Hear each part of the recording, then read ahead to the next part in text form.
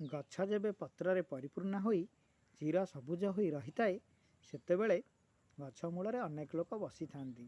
ବାଟୋଇମାନେ ବିଶ୍ରାମ ନେଇଥାନ୍ତି। ପକ୍ଷୀମାନେ ଡାଳରେ ବସା ବାନ୍ଧି ରହିଥାନ୍ତି। କିନ୍ତୁ ଗଛ ଯେବେ ପତ୍ରଝଡ଼ା ହୋଇଯାଏ, ସେତେବେଳେ ତା ପାଖରେ କେହି ବସନ୍ତି ନାହିଁ। ବାଟୋଇମାନେ ବି ବିଶ୍ରାମ ନେବା ପାଇଁ ଆସନ୍ତି ନାହିଁ। ପକ୍ଷୀମାନେ ଡାଳ ଛାଡ଼ି ବସା ଭାଙ୍ଗି ଉଡ଼ିଯାଆନ୍ତି। ଗଛଟି ସମ୍ପୂର୍ଣ୍ଣ ଏକା ହୋଇଯାଏ।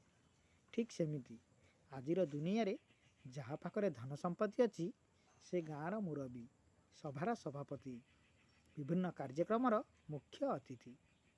ଟଙ୍କା ଯାହା ପାଖରେ ଅଛି, ତାହାର ଚାରିପାଖରେ ହଜାର ହଜାର ଲୋକ ଘୁରି ବୁଲୁଥିବେ।